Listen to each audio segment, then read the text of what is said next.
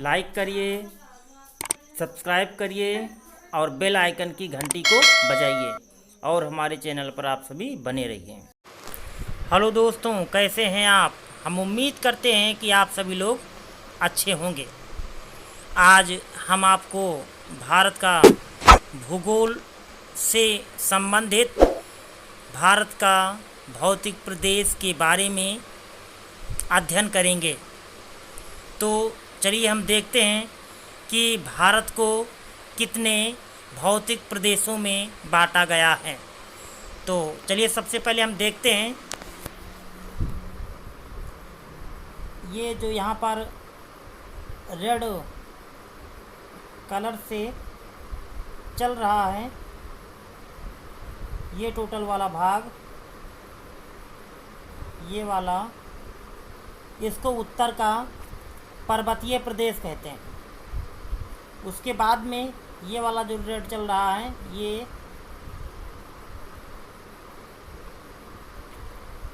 यहाँ पर ऐसे करके ऐसे आ जाता है, इसको उत्तर का विशाल मैदान कहते हैं। उसके बाद में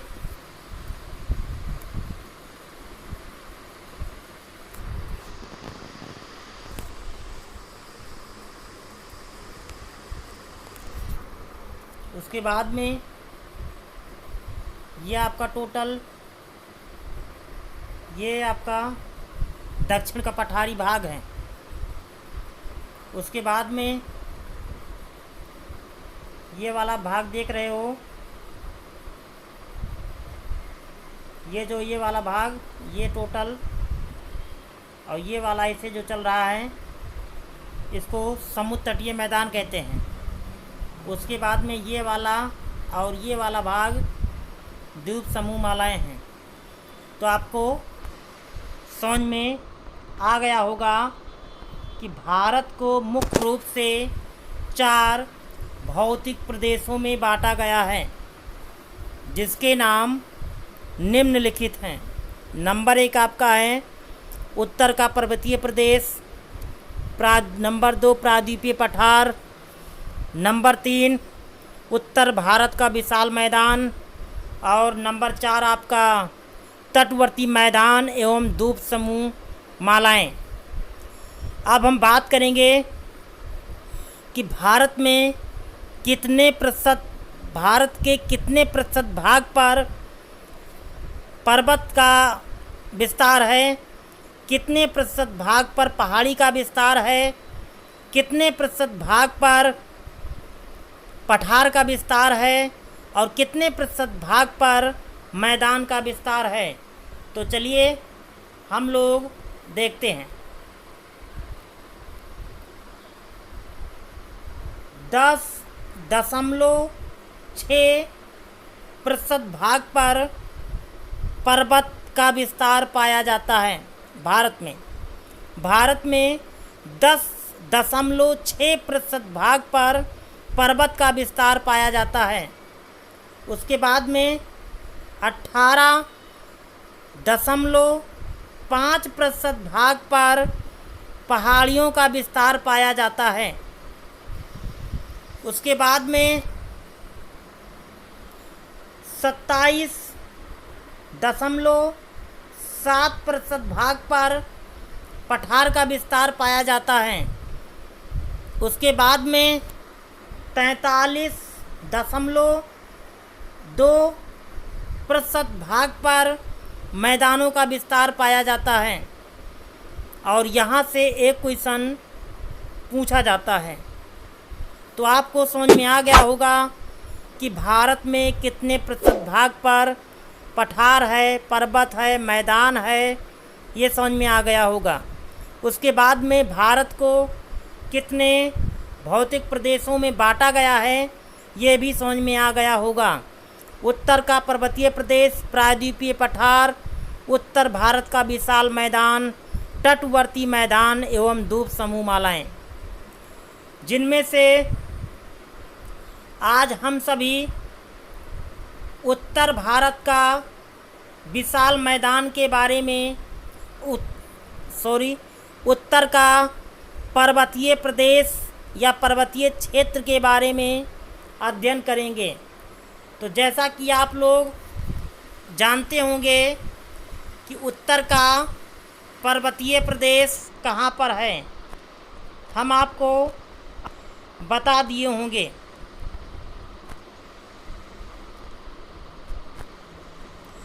तो चलिए देखते हैं उत्तर का पर्वतीय प्रदेश, यही टोटल आपका है। ये देख रहे हो, ये वाला भाग ये ऐसे होता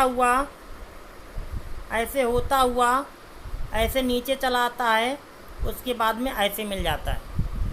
यही आपका उत्तर का पर्वतीय प्रदेश है, जिसके बारे में हम लोग अच्छे से अध्ययन करेंगे। तो चलिए देखते हैं सबसे पहले कि इस उत्तर का पर्वतीय प्रदेश का जो विस्तार है वो सिंधु नदी से लेकर के, ध्यान दीजिएगा, सिंधु नदी से लेकर के ब्रह्मपुत्र नदी के मोड़ तक फैला हुआ है। यदि इसकी हम लंबाई की बात करें तो यह पूरब से लेकर के पश्चिम में 2500 किलोमीटर की लंबाई में फैला है। यदि इसकी हम चौड़ाई की बात करें तो यह 160 से लेकर के 400 किलोमीटर की लंबाई में फैला हुआ है। तो आपको समझ में आ गया होगा कि जो उत्तर का पर्वतीय प्रदेश है, इसकी जो लंबाई है वो 2500 किलोमीटर है तथा इसकी चौड़ाई 160 से लेकर के 400 किलोमीटर के बीच में पाया जाता है। यदि हम देशांतरीय विस्तार की बात करें तो यह 22 देशांतर रेखाओं के बीच मिलता है। यदि इसकी हम ऊंचाई की बात करें तो यह इसकी औसत ऊंचाई 600 मीटर है। उसके बाद में यदि हम बात करें कि आपका जो भारत है यह एशिया महाद्वीप में स्थित है। उसके बाद में इस एशिया महाद्वीप में 6500 मीटर से अधिक वाली चोटियाँ, नियर अबाउट यहाँ पर 94 चोटियाँ स्थित हैं। ये टोटल एशिया महाद्वीप की बात हो रही है, नहीं तो आप लोग भारत समझ जाओ। तो संपूर्ण एशिया महाद्वीप की बात हो रही है। 6500 मीटर से अधिक वाली चोटियाँ एशिया महाद्वीप में पाई जाती हैं, जिनमें से 92 चोटियाँ इसी उत्तर का पर्वतीय प्रदेश में फैला हुआ है या स्थित है। आपको समझ में आ गया होगा, एशिया महाद्वीप में 6500 मीटर से अधिक ऊंचाई वाली चोटियों में, मतलब वहाँ पर 94 चोटियाँ हैं, जिनमें से 92 चोटियाँ इसी उत्तर का पर्वतीय प्रदेश में स्थित हैं। अब इसके हम क्षेत्र का यदि विस्तार करें, पूछते हैं उत्तर का पर्वतीय प्रदेश कितने वर्ग किलोमीटर क्षेत्रों में फैला है, तो 5 लाख वर्ग किलोमीटर क्षेत्र में फैला है। उसके बाद में इस उत्तर का पर्वतीय प्रदेश के उत्तर में आप लोग ध्यान दीजिए, ये आपका तिब्बत स्थित है। उत्तर का पर्वतीय प्रदेश के उत्तर में चीन है, तिब्बत है, ये स्थित है। और इसके दक्षिण में आप लोग ये वाला भाग देखेंगे तो ये उत्तर भारत का विशाल मैदान है। यहाँ तक आपको अच्छे से समझ में आ गया होगा। यदि हम इसकी आकार की बात करें तो ये जो इसका आकार है, आप लोग देखिए कुछ इस तरह है।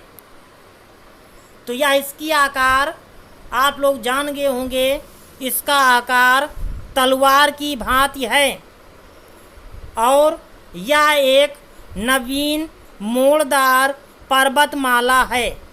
इसका मतलब होता है अभी भी इसमें कुछ ना कुछ परिवर्तन हुआ होता रहता है।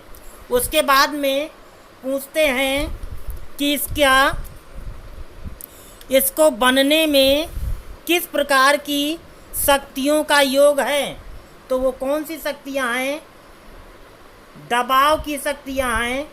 दबाव के कारण ही क्या होता है, उत्तरीय पर्वतीय प्रदेश का निर्माण होता है।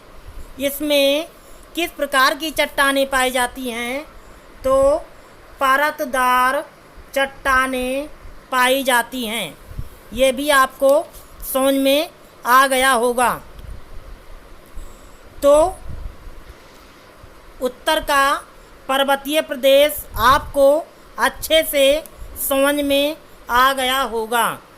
तो कल हम इसके बारे में आपको और आगे बताएंगे कि जो उत्तर का पर्वतीय प्रदेश है, इसको हम 3 भागों में बांटकर अध्ययन करते हैं, जिसमें से आपका पहला है महान हिमालय, दूसरा है लघु हिमालय, तीसरा आपका है शिवालिक या उप हिमालय। उसके बाद में इसका एक और भाग है जिसको हम कहते हैं ट्रांस हिमालय या तिब्बती हिमालय। तो आज इतना ही। कल हम आपको इसके पार्ट के बारे में बताएंगे। जब तक के लिए धन्यवाद। जय हिंद, जय भारत।